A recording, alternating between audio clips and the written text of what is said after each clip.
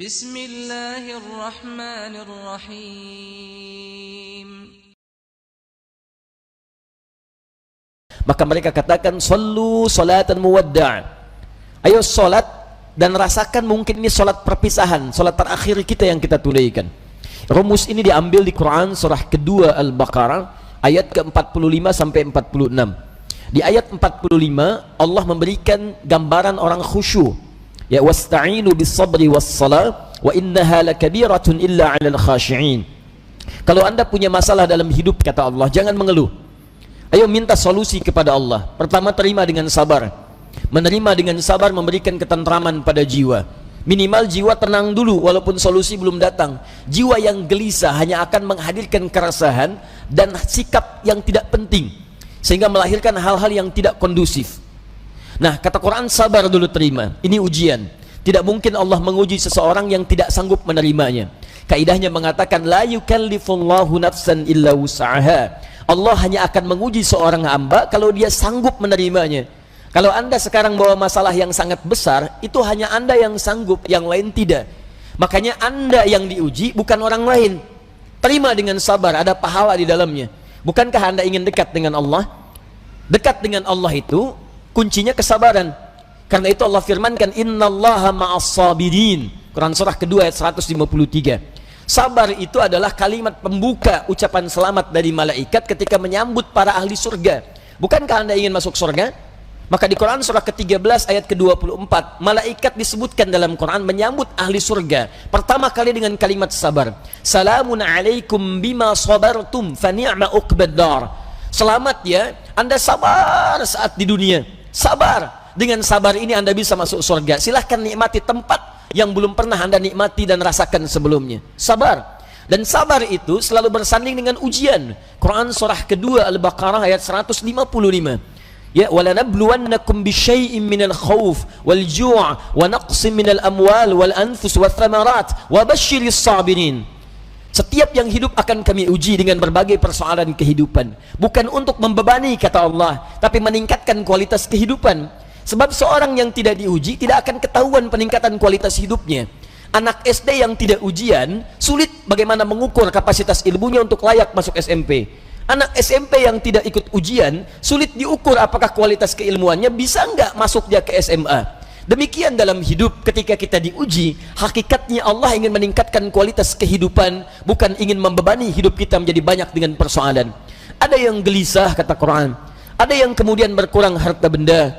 Ada yang makanannya kemudian belum didapati. Ada yang sakit sampai dengan wafat. Ada yang proyeknya mungkin diambil oleh orang lain. Tapi kata Allah, berbahagialah ketika Anda diuji dengan itu semua. Hal yang Anda lakukan pertama kali adalah sabar. Wa basyiris sabirin, sabar.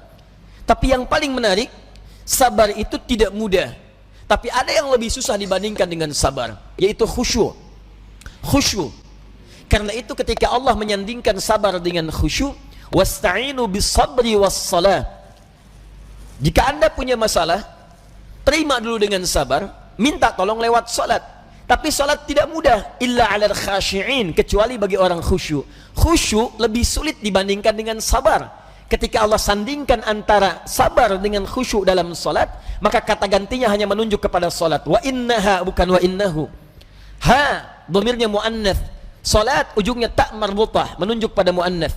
Maka kata Allah, menunaikan salat dengan khusyuk itu lebih sulit dibandingkan sabar, sekedar sabar menerima ujian. Kenapa? Dalam sabar kita masih bisa mengingat sesuatu yang ingin kita ingat. Dalam salat yang tidak ingin Anda ingat bisa diingat. Silahkan cek Abu Dawud nomor hadis 857. Ketika Anda bertakbir mengucapkan Allahu Akbar, disitulah kata Nabi, setan akan membisikkan pada jiwa Anda, uzkur kada, uzkur kada. Ibu kalau belum takbir, Bu, biasa aja. Tapi begitu ibu mengucapkan Allahu Akbar, kata Nabi, setan di situ mulai bekerja. Ingat ini ya, ingat itu ya. Gak percaya silahkan nanti zuhur, Bu.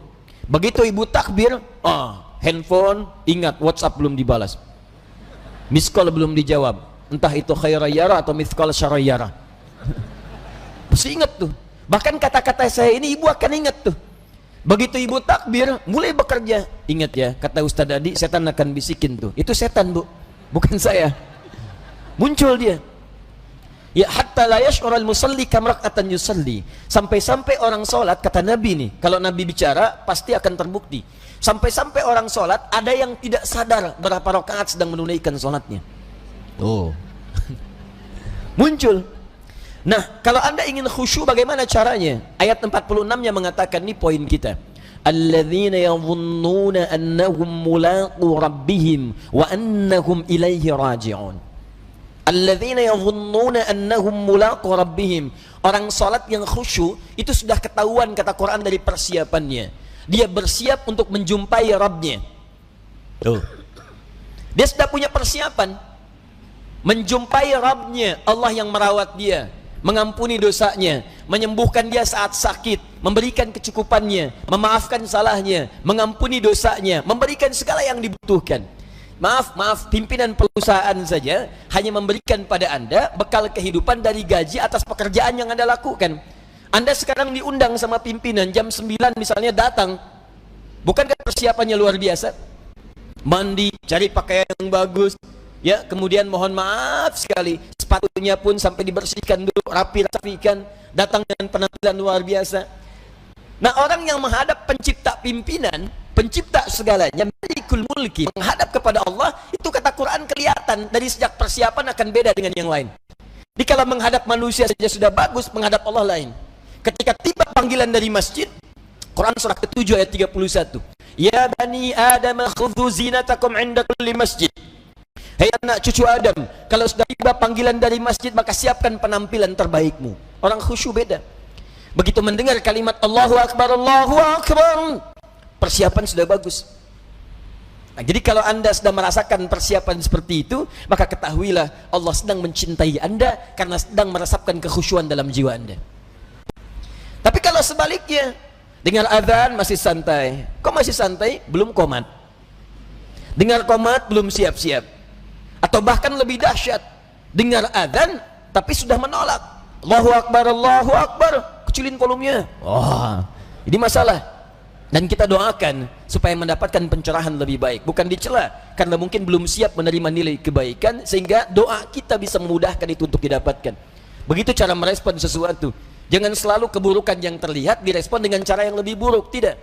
Ya, mencegah kemungkaran bukan dengan cara yang mungkar. Hal yang pertama kita lakukan, tumbuhkan sikap ma'ruf, nilai-nilai kebaikan yang dengan itu kemudian mendapatkan simpati yang lebih baik dari sebelumnya. Anda punya tetangga, tetangganya muslim, laki-laki, beriman kepada Allah, jarak dia ke masjid cuma 5 meter, ini masjid, ini rumah dia, speaker masjid menghadap ke rumahnya begini, ya. Tapi dengar adzan belum tergerak untuk ke masjid, nggak mau dia ke masjid, apa hukumnya? Hukum laki-laki beriman yang tidak mau ke masjid, rumahnya dekat dengan masjid, apa hukumnya?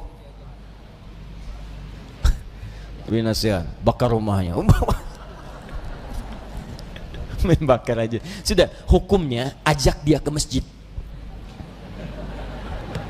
Paham? Barangkali dititipkan oleh Allah jadi tetangga bapak supaya bapak dapat banyak pahala dari situ.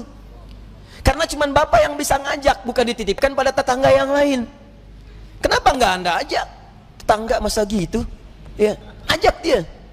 Ya, ajak, doakan di malam hari, ajak di pagi harinya, ayo ke masjid, ayo ke masjid. Begitu dia ke masjid karena ajakan Anda, maka setiap dia masuk masjid dan ibadah di masjid, Anda mendapatkan bagian dari pahalanya. 2 lafaz hadisnya.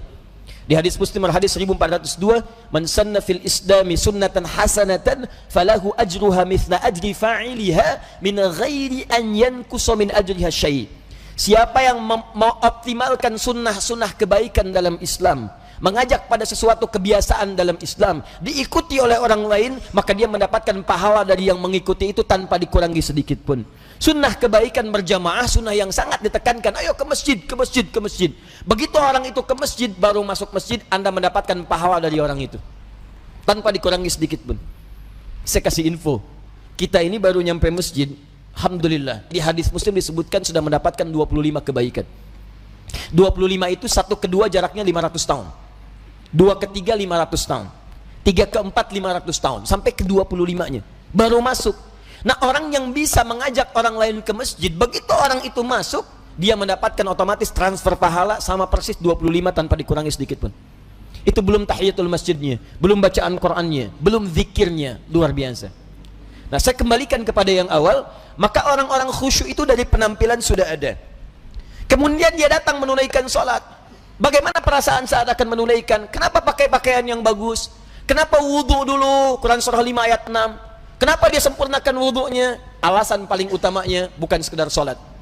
Wa annahum ilaihi raji'un. Dia merasa mungkin ini adalah sholat terakhir yang dia tunaikan, dan mungkin dalam sholat itu dia akan pulang kepada Allah subhanahu wa ta'ala. Karena itu diantara orang-orang saleh, kalau sudah tiba panggilan azan, sahabat Ali bin Abi Thalib radhiyallahu ta'ala anhu, begitu azan dikumandangkan sudah bergetar jiwanya. Ditanya, lima hakadha ya amiral mu'minin, kenapa perasaan anda demikian ya amiral mu'minin? Kata beliau, tibalah panggilan yang kalaupun terdengar oleh gunung dan yang lainnya mereka akan bergetar karena takut kepada Allah, khawatir tidak bisa menyempurnakan perintahnya. Lalu orang yang zalim ini, yang fakir ini mendengar kalimat itu, maka kuranglah rasanya kepercayaan kalau tidak bergetar mendengar kalimat ini, karena takut saat menunaikan sholat tidak sempurna seperti diinginkan oleh Allah subhanahu wa ta'ala. Abu Bakar ketika mengucapkan takbir Allahu Akbar bergetar tangannya karena khawatir dalam sholatnya tidak sempurna seperti Allah menginginkannya. Dan yang lebih dikhawatirkan dalam ketidaksempurnaan itu, wafatlah ia dipanggil oleh Allah subhanahu wa ta'ala.